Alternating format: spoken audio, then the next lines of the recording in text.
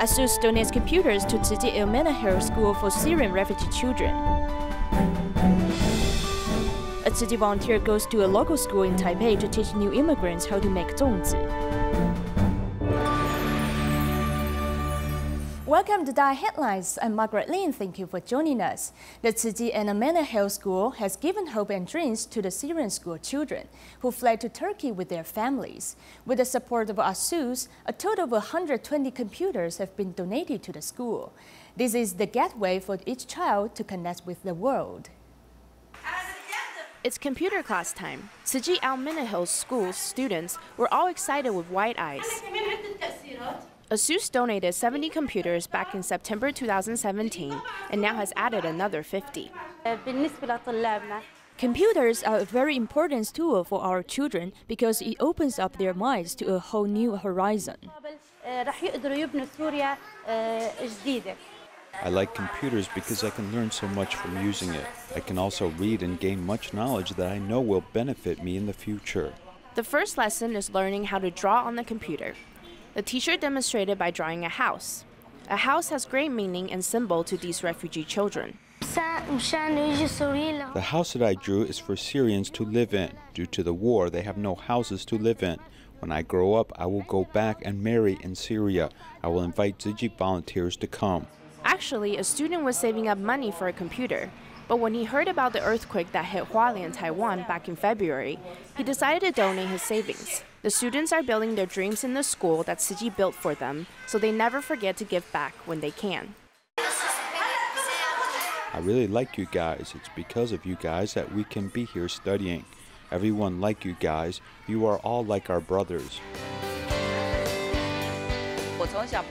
I saw hope from the children's eyes. They are the windows to a brighter world.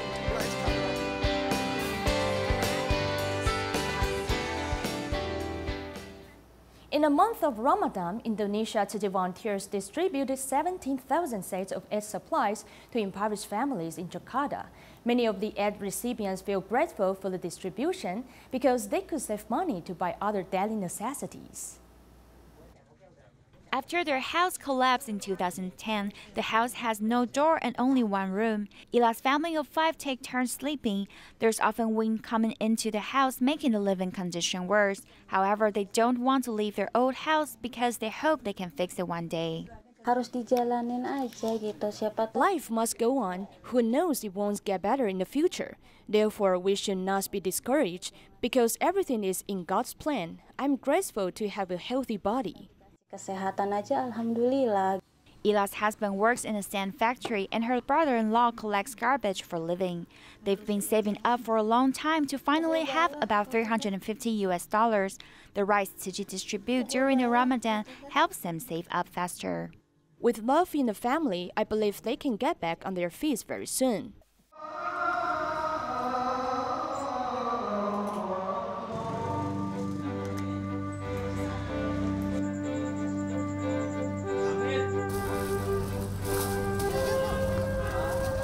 The month of the Ramadan, Tzu Chi distributes 17,000 aid supplies in Jakarta. Volunteers were touched by the impoverished family they helped. Nyang Pat and her husband are both old, and their grandson is the only person they can rely on. My grandson Yen Do is providing for the family. Without him, we won't have food to eat. The grandson Yento collects fee in a parking lot. His mother was an adopted daughter who passed away when he was in 6th grade. His grandmother brought him up. Although they don't share the same blood, he shows great filial piety toward them. He is very considerate. Every time if a customer gives him tips in the parking lot, he will give it to his grandparents. This is what we should do. They raise us up, so we must show filial piety towards them. Upon receiving the rice and aid supplies from Tzu Chi, Yento wants to use the money he saved to buy more nutritious food for his grandparents so they can welcome the new year. After the rice distributions in Haiti, Tzu Chi volunteers went to a canteen in Cité Soleil to find out more about the impoverished situations of the local residents. When they conducted home visits, they realized just how important rice was to each family.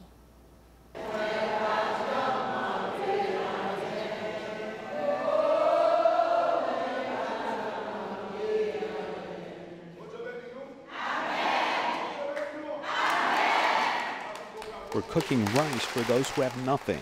We cook for the people of the community and for the schools. I distribute the food here as well as cook. I do everything. I always come whenever they need help.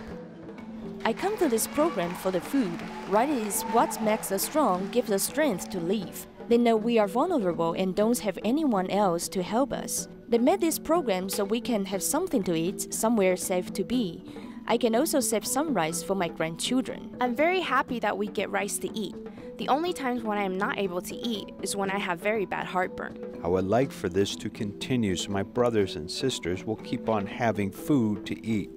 This way they have a chance at life. I'm here to pick up the food so I can deliver it to the school in Soleil 24. I'm grateful because there are the elderly and vulnerable people here, and this program really helps them. We can do a little bit help. We just try to let people know they also can help each other, and I think they will get community better in the future. I would like this program to carry on for everyone, and so for me to continue going to school. I'm happy we found an organization that really helps our people out. I am from Soleil 4. I live with 3 people, Jasmine, Angelique, and Jeannie. We are a household of 4, my husband, myself, and my 2 children. I was in my old home since 1992, but due to the earthquake, my home was destroyed. We moved here with my sister and other community members. If I had somewhere else to go, I wouldn't stay here. The house floods and the water often washes in fecal matter. It's really tough here. I got the rice on Tuesday, so I will cook it and eat it with my kids. The rice can last a few days even when I share it with my neighbors. It's better when there's rice. It helps both the children and the parents. In Taiwan, trains have traveled for 92 years in the East Rift Valley.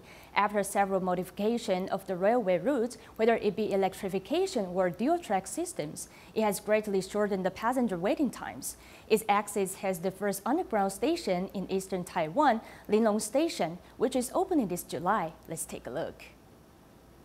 The old train station used to be here. The platform was here, and next to it, the railway. The father of Zhang Renjun used to be the station master of the Shiko train station. Talking about his childhood memories, he found it very interesting. The train would go all the way up to the top and then go backwards after. Due to the high location of the station and the excessive gravel accumulation of the Sofeng River, the bridge cannot be increased year after year. That's why the creation of the Guangfu underwater tunnel was created.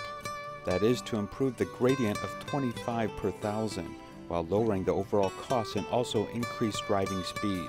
Because the Sofeng station was classified as an easily flooded area by the Water Resource Department of the Ministry of Economic Affairs, it was converted into the first elevated station in eastern Taiwan 3 years ago. Keeping the embankment raised to avoid flooding, but the embankment will obstruct the flow of water on both sides, so using an elevated method through the entire east-west waterway, allowing it to flow smoothly through, which solves the problem of flooding.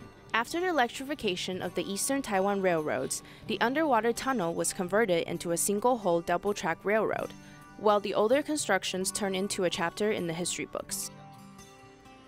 Thinking back to the older days, things have completely changed. No more golden days.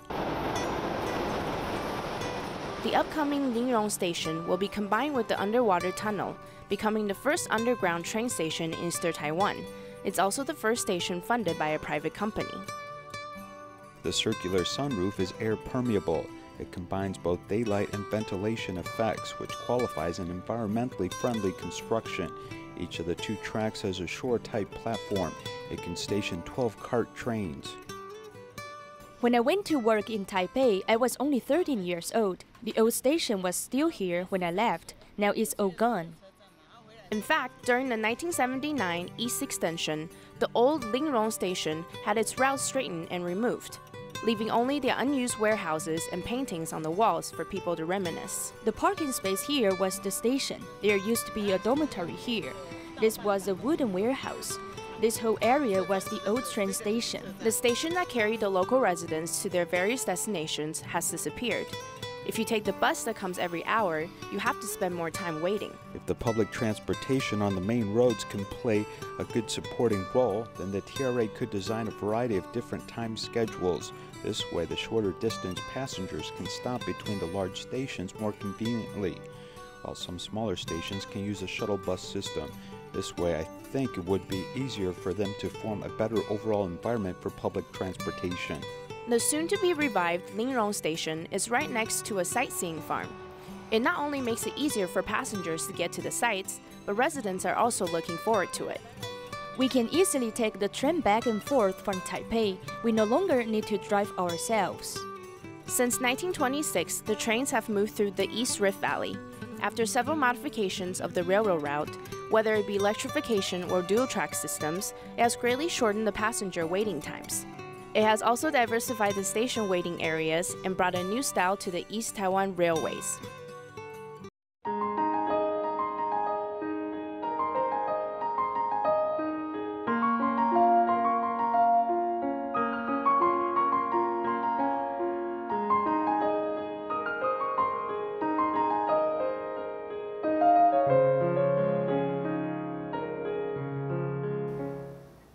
The Jilin Elementary School in Taipei has organized a special program for new immigrants. One of the program instructors is Tzu Chi volunteer Li Huiyin. Seeing that the Dragon Boat Festival is approaching, she has designed a class for the new immigrants to learn how to make zongzi. To allow new immigrants to truly feel the festive atmosphere of the Dragon Boat Festival, Tzu Chi volunteer Li Huiyin has prepared all the necessary materials for wrapping zongzi. Her specially designed class has attracted everyone's attention. Folding the leaves, add the fillings, tie the strings. All of these tasks are not easy to do. The zongzi they have wrapped are all in different sizes and shapes because they have never wrapped zongzi before. I just wrapped it. This was wrapped by me, but there's a little opening. This is the 5th zongzi I have wrapped so far. I am interested in wrapping zongzi and I want to learn how to do it well. It's difficult to make it into a pyramid shape. This is the most difficult part. The joyful atmosphere has also inspired many young people to participate. This class not only teaches about language, but also conveys the warmth of Taiwanese people. It also helped Fang Ting Cure find a new way to get along with her family. Getting angry is actually punishing ourselves for the mistakes of others. So I keep reminding myself not to get angry.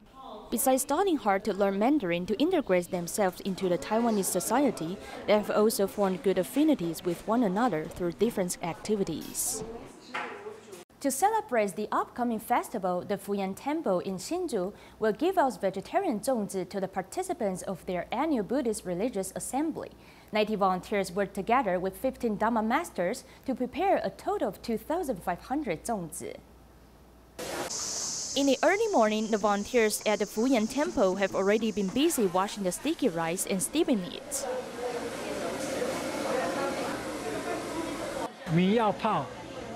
The rice should be soaked. They got up at around 4 a.m. to soak it. After the rice is soaked, it should be steamed at least for 3 hours. 90 volunteers from all over Taiwan work non-stop to wrap zongzi. Their efforts have made them the best kitchen helpers for the Dhamma masters. This is my 3rd year to come here and help out. This activity is great, and I can form a good affinity with everyone. Many mothers came here to help. Since I had the opportunity, I decided to come as well. Wrapping zongzi is not only a task for traditional women, but many young people also enjoy doing it.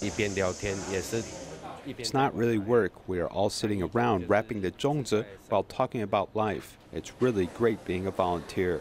The volunteers wrapped 2,500 vegetarian zongzi. This was a great way to invite younger generations to learn more about Buddhist teachings. Traditional Chinese medicine doctor Qiu Yinsheng has developed a special acupuncture technique for the eye, which is quite difficult and controversial. He also studied Western medicine and surgical techniques, leading him to develop special needles to help his patients. His innovation in this field has won many recognitions. The vision in one of her eyes began to deteriorate quickly. At one point, she felt that her forward vision was being obscured by a mosaic pattern. 9 years ago, Ms. Zhang who was only 25 years old at the time, began to experience unexplained deterioration of her vision. She later discovered that it may be caused by glaucoma.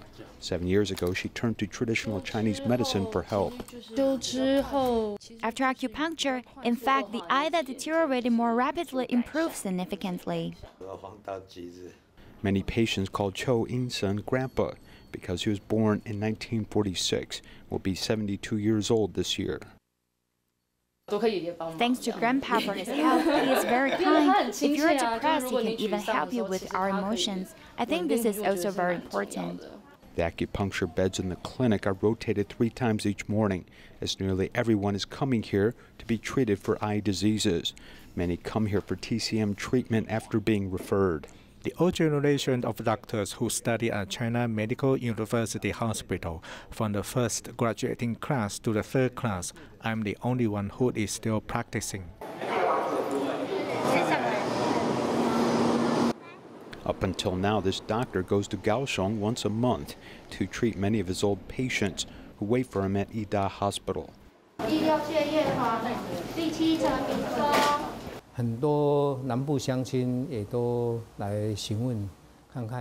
Many people in southern Taiwan are asking if we can continue engaging Mr. Chu as an instructor. He wants to fulfill this wish and wants to pass down his medical knowledge, and many people here are very grateful. From the age of 7 till about now, which is about 10 years, at the beginning my vision was only 0.5 because my eye condition was a bit special. After being treated, it has gone from 1.0 to 1.2. I feel very grateful to him because if it weren't for him, I wouldn't be able to see so well.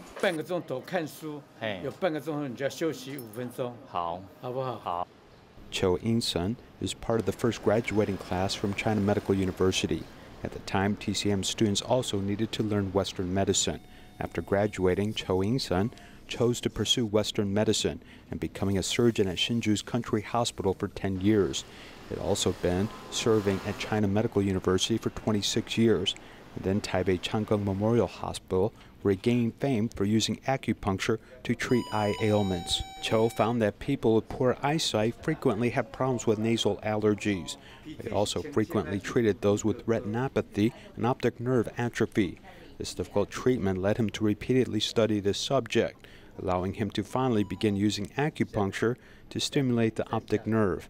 The key lies in 2 main acupressure points, Jingming and Cho Ho. This picture is very clear. This is called the optic canal. 2 needles are just right next to this, which is a textbook example. The needles that are inserted into the optic canal and go to the back of the eye following the curve of the eyeball to reach the optic nerve. This can help stimulate cells in the optic nerve.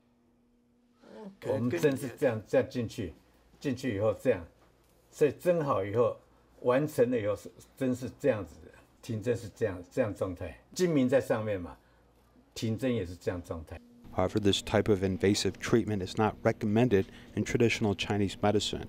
If the needle does not enter at the correct angle, or if the wrong needle is used, it can cause bleeding. In the face of this medical controversy, both the field of ophthalmology and TCM continue to be quite conservative. Previously in the textbooks, this was forbidden because it could cause bleeding, so previous doctors wouldn't dare to do this with needles. But I found the reason causing the bleeding and solved it, so there shouldn't be a problem. The key turned out to be the angle of the needle and the type of needle used. The needles used in acupuncture generally are quite sharp. Cho was inspired by round-tipped needles used on internal organs. He didn't apply for a patent for this technology, but simply provided it to the manufacturer for free.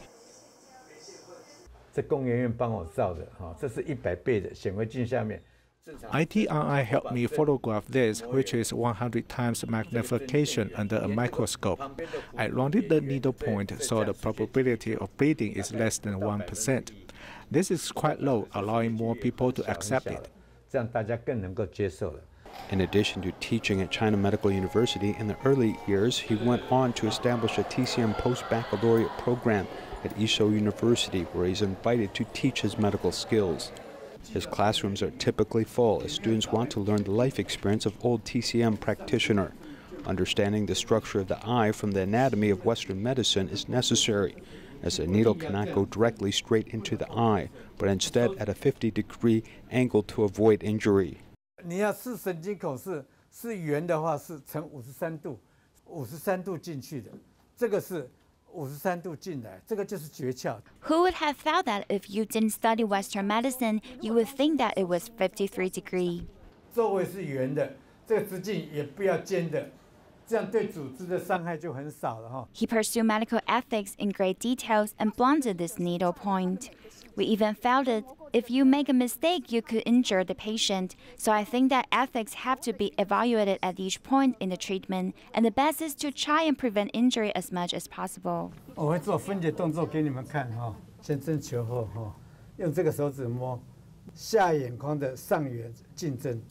This clinical demonstration attracts the students' attention as they seize every opportunity to learn and work independently. Dr. Chill's knowledge of ISIS is quite immense. Today was the first time I received an eye needle treatment.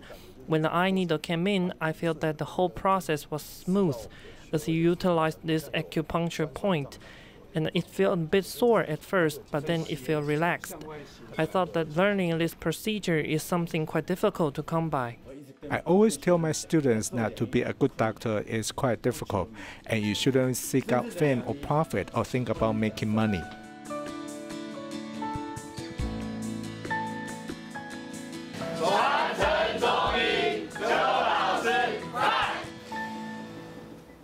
TIMA members in China hosted the first humanistic culture medical seminar, attracting more than 100 medical professionals across 5 provinces. TIMA in Taiwan also went to share their clinical experiences. From 21 districts across 5 provinces, about 100 medical professionals gathered for the humanistic culture and medical seminar.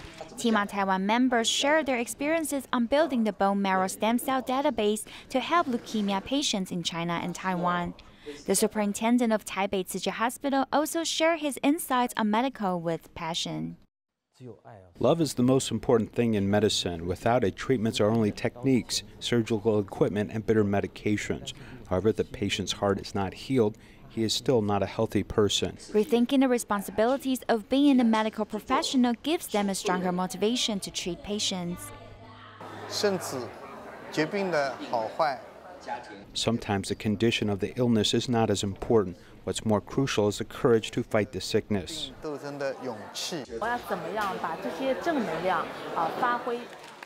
I'm thinking how to apply this positive energy so our nurses can carry out the spirits of great love and take care of the patients like their own families. Tzu Chi volunteers fully supported the first medical and humanistic culture seminar of TIMA China chapter, and they also seized the chance to introduce Tzu Chi missions in hope that that seed of goodness can blossom in more places. England Tzu Chi volunteers held a Buddha Day ceremony at the Cornerstone Day Center in Manchester for the 2nd year. Besides encouraging the homeless people to embrace a vegetarian diet, they also invited young people to volunteer with them. We will leave you with these images. Thanks for watching.